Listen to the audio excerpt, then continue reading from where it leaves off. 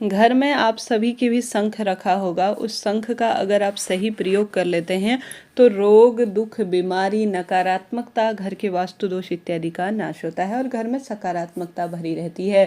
शंख का जन्म समुद्र मंथन से हुआ है और यह माता लक्ष्मी और श्री नारायण के साक्षात स्वरूप में माना जाता है। जिस घर में नियमित रूप से सुबह शाम शंख बजता है उस घर में कभी नकारात्मक ऊर्जा नहीं होती, ऐसा शास्त्र प्रमाण कहता है। जितनी दूर तक शंख की ध्वनि जाती है उतनी दूर तक कई तरह की सकारात्मक ऊर्जाओं का संचार होता है। घर में, मंदिर में बजने वाला शंख अपने आप में अद्भुत होता है। यह एक तरह से देवी देवताओं के आमंत्रण के स्वरूप में जाना जाता है।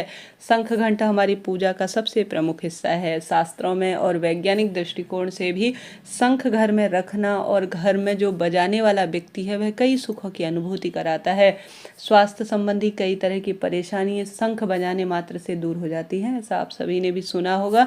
यह कोई कही सुनी मनगढ़ंत नहीं बात है, यह एक प्रामाणिक बातें हैं। तो आप सभी को अपने जीवन में, अपने घर में किसी भी शुभ तिथि में, किसी भी पूर्णिमा, इसके लिए सबसे अच्छा दिन है शुक्रवार का दिन सबसे अच्छा है, गुरुवार का दिन सबसे अच्छा है जब आप शंख लाकर अपने घर में स्थापित कर सकते हैं।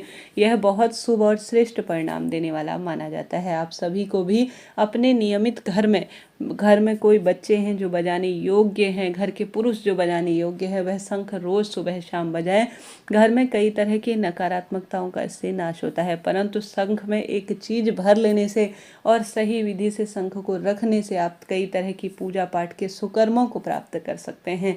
कई बार कुछ गलतियां हमारी पूजा पाठ को पूर्ण रूप से खत्म करती हैं, व्यर्थ करती हैं, जो कि उत्तम फलों की प्राप्ति में सहायक नहीं होता है। शंख जो है कई तरह के रोग दोष तो मिटाता ही है, साथ ही अगर शंख खाली रहता है तो कई तरह की नकारात्मकता को भी यह जो है विशेष तौर पर प्रभावित करता है। जो अग्नि तत्व है, वायु तत्व है, क्योंकि शंख में कई तरह ऐसे स्थान होते हैं, कई जगह ऐसी होती है जो खाली होती है और वह वायु तत्व को प्रभावित करती है। और वायु हमारे मन और तन की कारक होती है। हम सांस लेते हैं वायु के माध्यम से और हर स्वरूप में जैसी वायु होती है वैसे हमारे मन और मस्तिष्क में वायु का संचार होता है। तो उसी तरह से हमारी आध्यात्मिक शक्ति भी प्रभु की ओर हमें जोड़ती है। तो अपने घर में शंख तो आप रखें, परंतु एक चीज भरकर आपको जरूर से रखनी है। आपने यह चीज कई मंदिर प्रांगणों में भी देखी होगी। कई भक्तजन जो ज्योतिष को मानते हैं या जिन चीज़ों को वह ज्ञान में रखते हैं वह इस कार्य को करते भी हैं। आप सभी को नियमित रूप से शंख का यह प्रयोग जरूर से एक बार प्रैक्टिकल कर देखना है। हार रहे हैं, दुख पा रहे हैं, नियमित पूजा पाठ करते हैं तो यह उपाय अपने आप में सार्थकता के रूप में जाना जाता है। शंख का संबंध चंद्रमा से भी होता है क्योंकि यह सफेद रंग की धातु मानी जाती है और चंद्रमा मन मस्तिष्क के कारक भी माने जाते हैं। और विशेष तौर पर शंखों में सबसे उत्तम शंख होती है दक्षिणावर्ती शंख, परंतु यह कई जो है विशेष घरों में ही प्राप्त हो जाती है। समस्त साधारण सरल तरीके से शंख इत्यादि अपने घर में हमें जो है वह साधारण जैसी भी मिल जाए वह उसका प्रतिरूप बहुत अच्छा है, बहुत सुंदर है। जितना संभव हो शुद्ध, श्रेष्ठ और जो अच्छी शंख होती है, जो क्वालिटी से, भले आपका मंदिर छोटा है बड़ा है, हमेशा एक शंख तो आपको रखनी ही है। 2 शंख भी घर में रहती हैं तो भी कोई दिक्कत की बात नहीं, अति उत्तम है, परंतु एक शंख घंट तो अपने घर के मंदिर में रखना ही चाहिए। अब शंख घंटा हमेशा पूजा पाठ में हर एक देवी देवताओं के प्रयोग में होती है, परंतु महादेव की पूजा में शंख घंट का प्रयोग कम होता है। अर्थात जो शंख होता है उसका अभिषेक शिवलिंग पर नहीं किया जाता है। इसके पीछे एक मान्यता है। शंखाचूर्ण नामक राक्षस का वध किया था महादेव ने, जिस कारण से शंख से संबंधित जल महादेव के शिवलिंग पर नहीं चढ़ाया जाता। सिर्फ शंख में दूध भरकर माता लक्ष्मी का अभिषेक किया जाता है।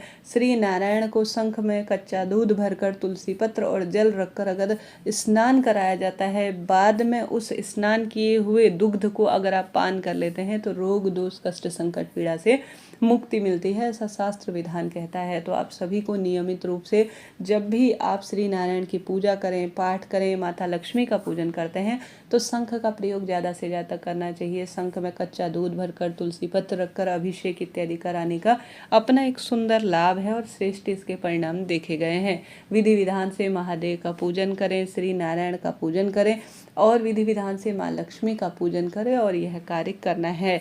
आप सभी को कभी भी जूठी शंख पूजा में प्रयोग में नहीं लेनी है। रोज जब शंख ध्वनि करते हैं उसके बाद साफ स्वच्छ पानी से उसे धोकर मंदिर में रखना चाहिए।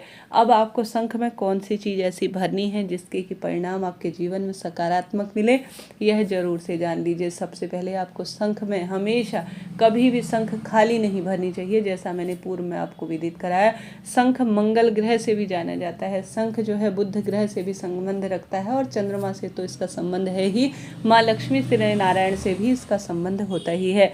तो आप सभी को शंख तो कभी खाली भर कर रखनी नहीं चाहिए। शंख कैसे रखी जाती है स्क्रीन पर मैंने दिखाया है। हमेशा शंख के नीचे एक रखा जाने वाला एक ऑनलाइन और ऑफलाइन जो है धातु मिलती है, एक बर्तन कह लीजिए, एक स्टैंड कह लीजिए, वह मिलता है।